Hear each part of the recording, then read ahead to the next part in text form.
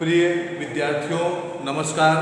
आज हम लोग गुरुदेव रविन्द्रनाथ टैगोर के जो शेष भाग है शिक्षण विधियाँ, तो उसका अध्ययन करेंगे।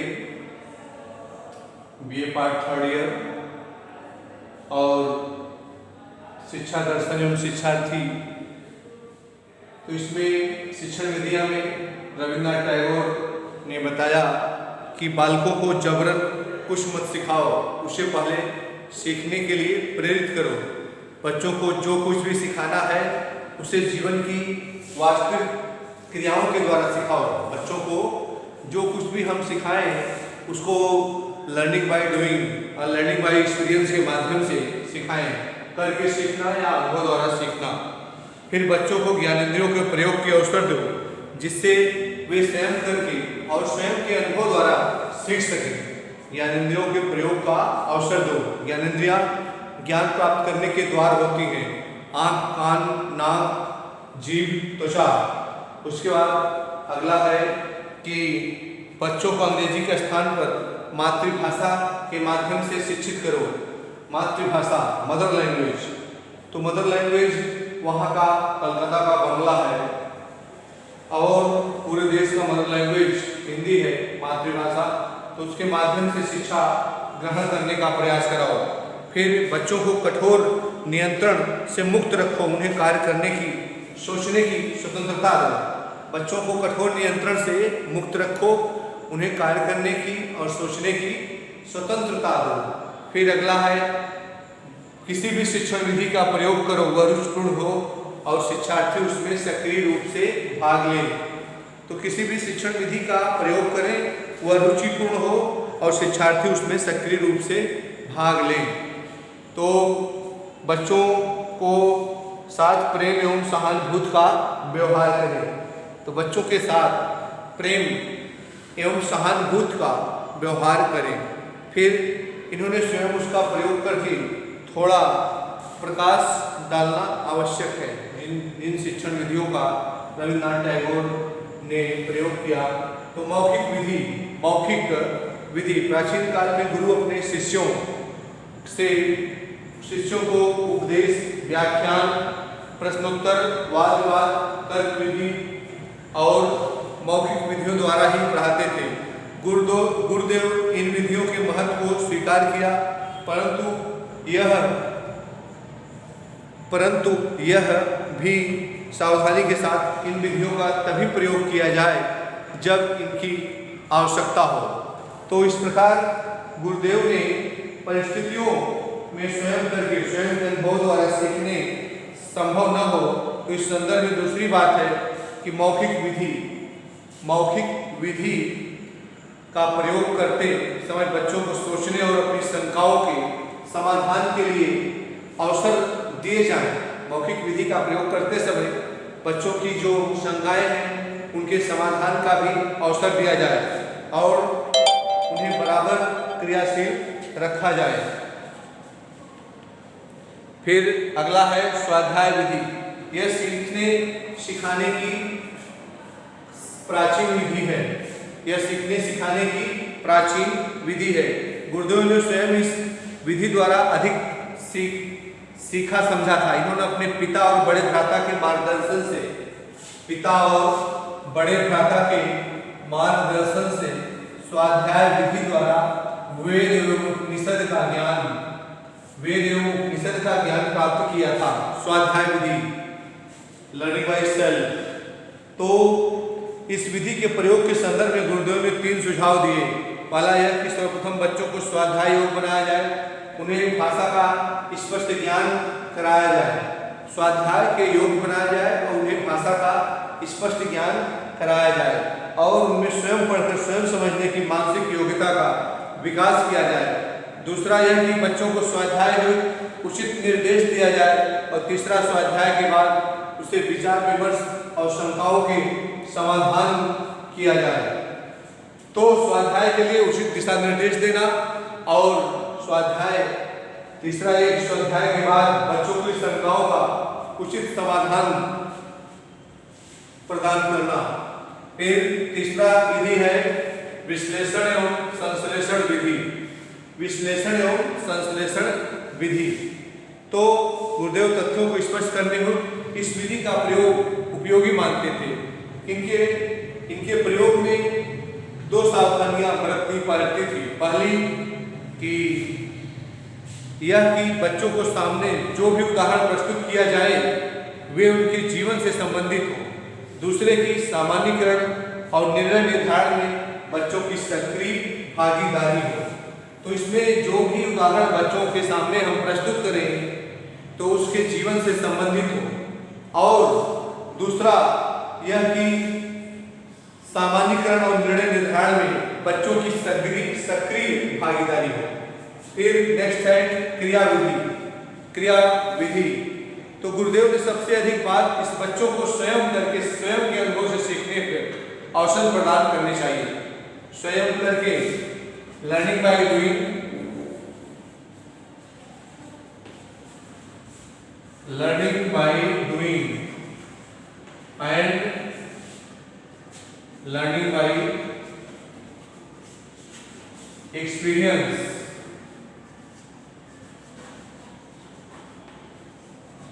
तो स्वयं करके और स्वयं के अनुभव द्वारा सीखने पर बल दिया। तो पर इस विधि के प्रयोग में उन्होंने कुछ सावधानियां में सीखने की विधि भी क्रिया विधि है। स्वयं करके स्वयं के अनुभव से सीखने की विधि क्रिया विधि है। तो सावधानियां भी थी कि पहली यह कि क्रिया बच्चे अपने स्वयं के जीवन से संबंधित होनी चाहिए। जो क्रियाएं हो बच्चों के जीवन से संबंधित होनी चाहिए। और जो दूसरी यह कि क्रिया में बच्चों की रुचि होनी चाहिए और क्रिया को अपने ढंग से संपादित करने की स्वतंत्रता होनी चाहिए। क्रिया जो है जीवन से संबंधित हो और क्रिया में रुचि हो और क्रिया को संपादित करने की स्वतंत्रता होनी चाहिए। ये क्रिया विधि में है। तो चौथी यह कि क्रिया ऐसी हो कि जिसके संपादन में बच्चों का कोई कठिनाई न हो। वो प्रकृति निरीक्षण, भ्रमण और खेल विधि को क्रिया विधि के रूप में प्रयोग करते थे। खेल विधि, प्रकृति निरीक्षण और भ्रमण को तो रूसो क्या मानते थे? खेल विधि, प्रकृति निरीक्षण और भ्रमण को क्रिया विधि मानते थे। प्रकृति निरीक्षण और भ्रमण ये सब क्रिया विधि में आता है। फिर नेक्स्ट है प्रयोग विधि। गुरुदेव ने कला, कौशल, विज्ञान और अन्य व्यावहारिक विषयों एवं क्रियाओं की शिक्षा के लिए प्रयोग विधि का समर्थन किया। तो इस विधि के 3 पद होते हैं। पहला शिक्षक द्वारा प्रदर्शन, दूसरा छात्रों द्वारा अनुकरण और तीसरा छात्रों द्वारा अभ्यास। पहला शिक्षक द्वारा प्रदर्शन, दूसरा छात्रों द्वारा अनुकरण और तीसरा छात्रों द्वारा अभ्यास। ये है प्रयोग विधि के 3 चरण। तो इस प्रकार यह विधि प्रदर्शन, अनुकरण और अभ्यास इन तीनों विधियों का योग होती है। ये विधि जो है प्रदर्शन, शिक्षक द्वारा जो है प्रदर्शन किया जाता है, छात्रों द्वारा प्रयोग और अभ्यास। तो ये तीनों विधियां हैं प्रयोग विधि। तो छात्रों द्वारा बच्चों की स्वतंत्रता होनी चाहिए। तो इस प्रकार पहला शिक्षक द्वारा प्रदर्शन, दूसरा छात्रों द्वारा अनुकरण, प्रयोग का अनुकरण और तीसरा है अभ्यास। इस प्रकार टैगोर ने मौखिक विधि, स्वाध्याय विधि, विश्लेषण एवं संश्लेषण विधि, क्रिया विधि, प्रयोग विधि आदि का अभ्यास के माध्यम से जो शिक्षण विधियां, टीचिंग मेथड था बताया, जो बालकों के लिए अत्यंत उपयोगी थी। अब अगला हम देखेंगे टैगोर का अनुशासन। तो गुरुदेव ने अनुशासन के महत्व को स्वीकार करते हुए परंतु अनुशासन के बाह्य व्यवस्था के प्रकटीकरण के लिए आंतरिक भावना के रूप में स्वीकार करते थे। इस आंतरिक भावना के विकास के लिए वे दंड व्यवस्था का विरोध करते थे। इनका कहना था गुरुदेव का कि दंड से छात्र उदंड होते हैं। दंड से छात्र क्या होते हैं? छात्र उदंड होते हैं। ये गुरुदेव का कहना था। दंड से छात्र उदंड होते हैं। तो गुरुदेव ने अनुशासन के विषय में कहा कि आत्मा अनुशासन के पक्ष में थे। उनकी प्राप्ति के लिए वे उच्च सामाजिक पर्यावरण की आवश्यकता पर बल देते थे। इनका दृष्टिकोण था कि यदि विद्यालयों में शिक्षक ज्ञानी एवं चरित्रवान होगा तो बच्चों के साथ प्रेम एवं सहानुभूतिपूर्ण व्यवहार करेगा। तो बच्चों के साथ ज्ञानी एवं चरित्रवान शिक्षक होगा तो बच्चों के साथ प्रेम एवं सहानुभूतिपूर्ण व्यवहार करेगा। और ये बालक में आत्मानुशासन की शिक्षा देते थे। आत्मानुशासन अर्थात बालक को किसके साथ कैसा व्यवहार करना चाहिए वो खुद अपने अनुसार समझ सके, उस प्रकार का ये बनाते थे। तो एक प्रकार से ये आदर्शवादी अनुशासन के समर्थक थे। तो सांस्कृतिक कार्यक्रमों यह आवश्यक समझते थे विद्यालयों में खेलकूद, साहित्यिक एवं सांस्कृतिक कार्यक्रम का आयोजन हो। इसका मुख्य कारण था उससे उनका सामाजिक वातावरण, बालकों का जो है सामाजिक वातावरण भी मनुष्य को साधना के अवसर मिलते हैं और मनुष्य को साधना के अवसर मिलते हैं और अनुशासन में रहना सीखता है। ऐसे पर्यावरण में छात्र एवं अनुशासित जीवन जीते हैं और उन्हें कोई भूल होती है तो उसमें उसको स्वयं दूर कर लेते हैं। तो इस प्रकार हम इनके द्वारा स्थापित विश्व भारती का संपूर्ण परिवेश संस्कार प्रधान है। शिक्षक और छात्र हमेशा सादा जीवन और उच्च विचार जीते हैं, उच्च विचार का जीवन यापन करते हैं, तो सभी पूर्ण रूप से अनुशासित रहते हैं। तो ये आपने देखा आदर्शवाद का अनुशासन व्यवस्था। अब हम आगे आदर्शवाद और शिक्षकों, टैगोर का शिक्षक। तो परंपरावादी शिक्षक जो है, परंपरावादी पूर्ण रूपेण टैगोर जो है, गुरुदेव टैगोर के विचार पूर्ण रूपेण शिक्षकों के प्रति परंपरावादी था। टैगोर का विचार शिक्षकों के प्रति परंपरावादी था। बच्चों के प्रति समर्पित होना चाहिए शिक्षक को और ज्ञानी होना चाहिए, ब्रह्मचारी होनी चाहिए और चरित्रवान और आदर्श आचरण वाला होना चाहिए। क्योंकि शिक्षक का विद्यार्थी अनुकरण करते हैं, उसके सभी मनोभावों को, व्यवहारों को देखकर अनुकरण करते हैं। इसलिए शिक्षक ज्ञानी, ब्रह्मचारी, चरित्रवान और आदर्श आचरण करने वाला होना चाहिए। और ये कहते थे कि विद्यार्थी शिक्षकों के द्वारा दिए जाने वाले ज्ञान की अपेक्षा उनके मनोभाव और आचरणों को अधिक जल्दी ग्रहण करते हैं, कि मनोभाव और आचरणों को जल्दी ग्रहण करते हैं। तो इस प्रकार शिक्षक से आशा करते थे कि वह अपने विद्यार्थियों को व्यक्तिगत भिन्नता को समझकर उसके लिए शिक्षा की व्यवस्था करे, शिक्षा की व्यवस्था करे, उनके साथ सदैव प्रेम एवं सहानुभूतिपूर्ण। तो बच्चों के साथ शिक्षक क्या करे? प्रेम एवं सहानुभूतिपूर्ण व्यवहार करे। उसके बाद राष्ट्रीय एवं अंतर्राष्ट्रीयता की भावना का विकास करे। फिर राष्ट्रीय एवं अंतर्राष्ट्रीय भावना के बाद उसमें अंतर्राष्ट्रीय अवबोध एवं विश्व बंधुत्व की भावना का विकास हो। अंतर्राष्ट्रीय अवबोध एवं विश्व बंधुत्व की भावना, जिससे अंतर्राष्ट्रीयता का विकास हो सके और इसके लिए शिक्षकों के प्रशिक्षण की आवश्यकता समझते थे। तो इस प्रकार आपने देखा कि शिक्षकों का विचार जो है, गुरुदेव हमेशा परंपरावादी मानते थे। बच्चों के प्रति जो है शिक्षक को समर्पित होना चाहिए और उसका विषय ज्ञान होना चाहिए, ब्रह्मचारी होना चाहिए, चरित्रवान और आदर्श आचरण वाला होना चाहिए। क्योंकि शिक्षक का विद्यार्थी अनुकरण करते हैं, उसके आचरण का, व्यवहार का, उसी के अनुसार अपने को बनाने का प्रयास करते हैं। फिर प्रेम, सहानुभूतिपूर्ण बालकों के साथ व्यवहार करना चाहिए। उसमें राष्ट्रीयता एवं अंतर्राष्ट्रीयता का विकास करना चाहिए, जिससे उसमें विश्वबोध एवं विश्व बंधुत्व की भावना का विकास हो सके। आगे हम शिक्षार्थी का अध्ययन करेंगे। तो शिक्षार्थी के लिए स्टूडेंट कैसा होना चाहिए, विद्यार्थी।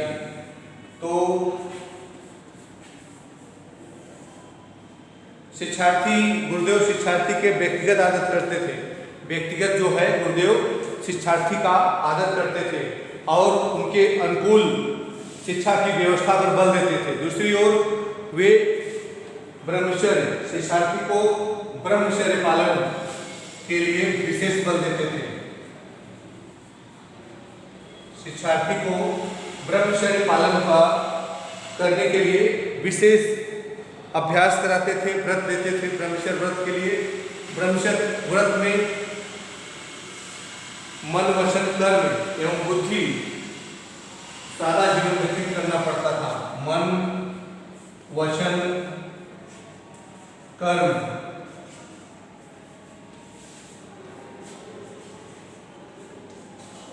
बुद्धि के अनुसार सादा जीवन व्यतीत करना पड़ता था ब्रह्मचर्य पालन के लिए।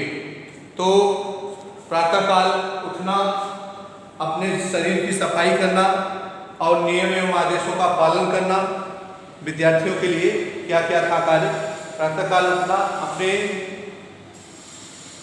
अपने शरीर की सफाई करना और वहाँ के नियम एवं आदेशों का पालन करना। व्यवहार में विनम्र होना चाहिए। प्रकृति एवं सौंदर्य का उपासक होना चाहिए। सांसारिक एवं आध्यात्मिक दोनों, सांसारिक एवं आध्यात्मिक दोनों प्रकार के ज्ञान प्राप्ति का इच्छुक होना चाहिए।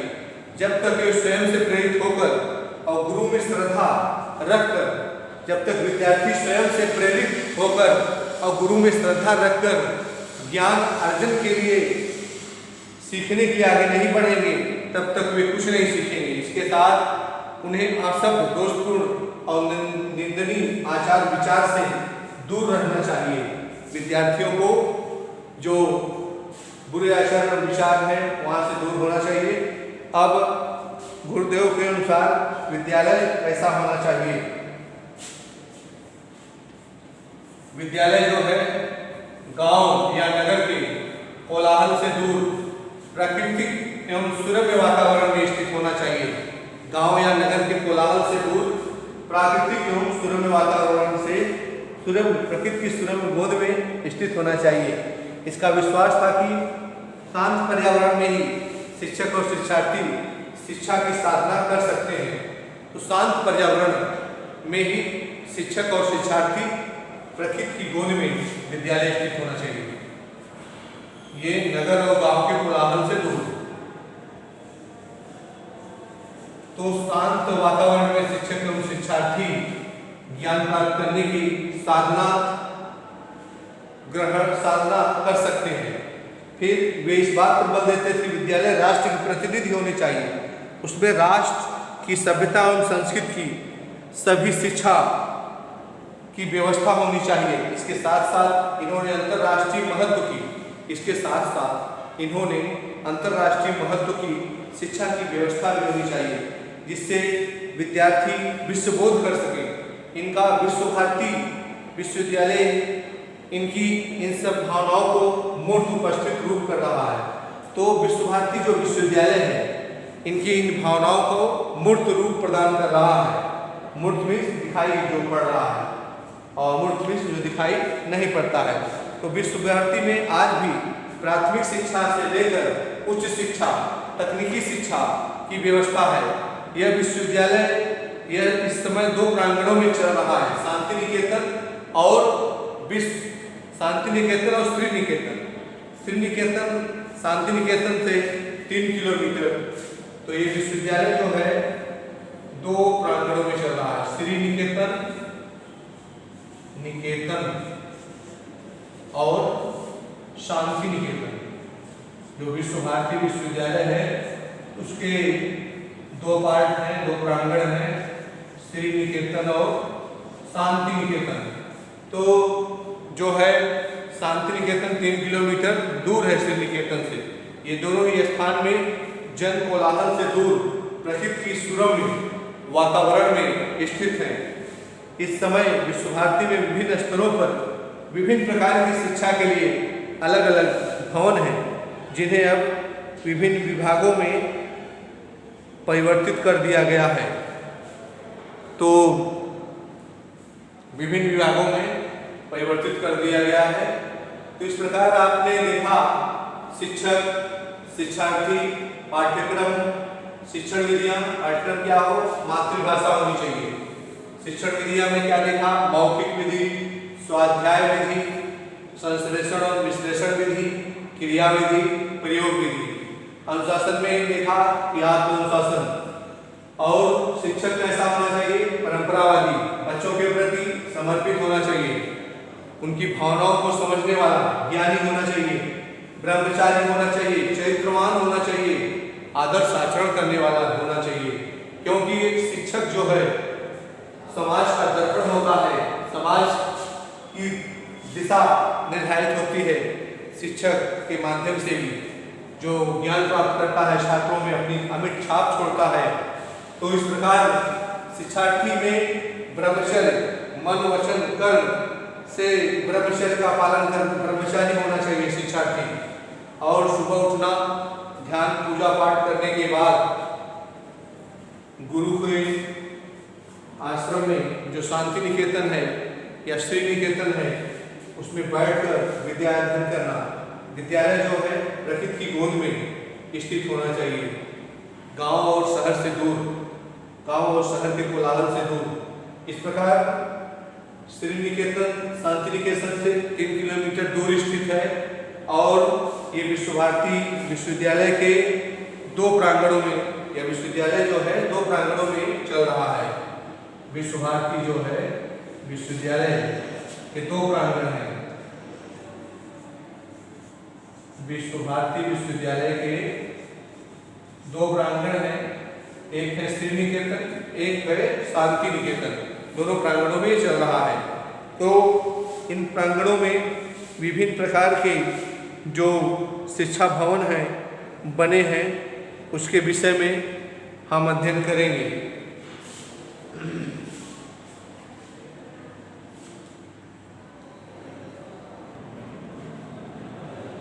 तो विश्व भारती विश्वविद्यालय के विभिन्न भवन का नाम एवं कार्यक्रम का अब हम अध्ययन करेंगे। इसमें इन जो भवन के विभिन्न नाम हैं, उसमें किन किन पाठ्यक्रमों का संचालन होता है। तो उसमें नाम है मृणलिनी आनंद पाठशाला, मृणलिनी आनंद पाठशाला।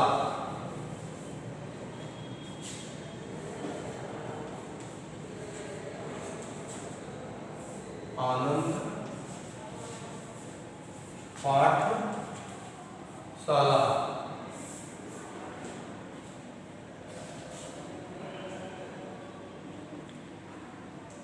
तो ये विश्वविद्यालय के विभिन्न भवनों के नाम हैं। संतोष पाठशाला है, पाठ भवन है, विनय भवन है, कला भवन है, शिक्षा भवन है, संगीत भवन है।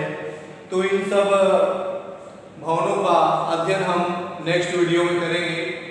तो आज की क्लास यहीं समाप्त होती है। वीडियो को अधिक से अधिक देखें, लाइक करें, शेयर करें, सब्सक्राइब करें, बेल आइकन की घंटी जरूर दबाएं। Thank you.